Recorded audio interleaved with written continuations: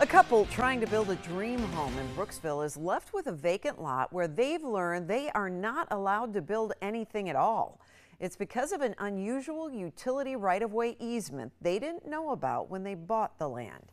Tonight, there are still many questions surrounding this deal. Among them, why weren't they warned about this easement before forking over the money? Our consumer investigator Shannon Benkin here now in studio with some answers. Shannon. Stacey, Keith, we rely on real estate professionals to have our back and explain what we're getting into when we're buying property. This couple tells me they feel like that they were let down, and so far no one has stepped up to make this right.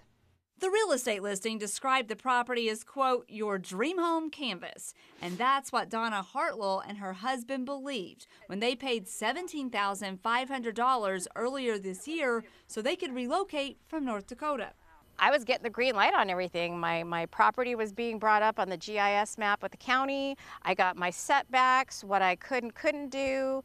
I could bring a modular home and a mobile home, or I could do a single family residence. At the time of the listing, there was a slender utility pole on the land. But when they arrived last month, they found this large concrete electric transmission pole, along with others up and down the area. It wasn't until they reached Duke Energy that they learned of a 1955 easement that takes up most of their property and prohibits building anything other than a fence. So why weren't they told this when they bought the land? And how was it marketed as a home site? I dug into documents they were provided by the seller's broker. This boundary survey makes no mention of even the pole. I found state records show Next Gen Surveying LLC of West Palm Beach and its licensed surveyor are already in hot water with state regulators. Records show that the same month surveyor Clyde McNeil signed off on this survey, he agreed to state probation to settle 5 cases involving inaccurate surveys.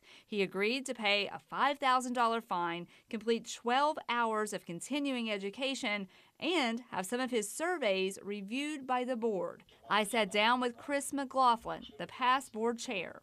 And you go over the evidence of surveys and the complaints that are filed, and a lot of them are very similar to this.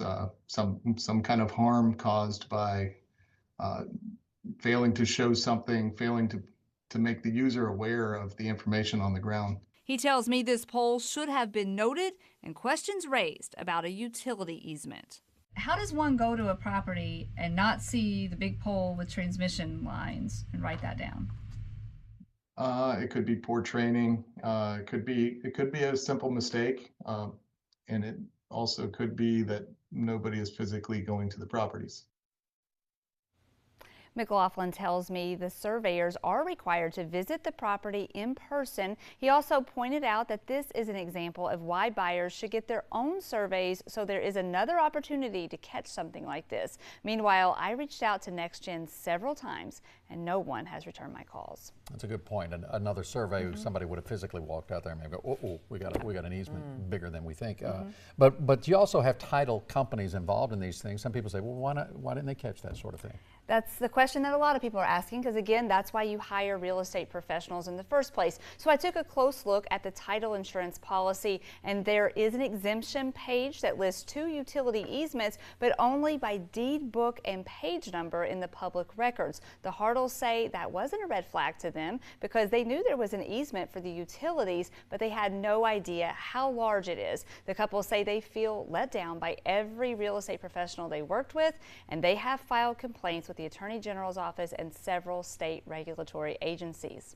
This is still a head scratcher, Shannon. It is. You know, they're just wanting out of this deal at this point. They want to unwind it. And 17.5 plus the 10 grand they've dumped in it already. So all right, we can see why. Thank you.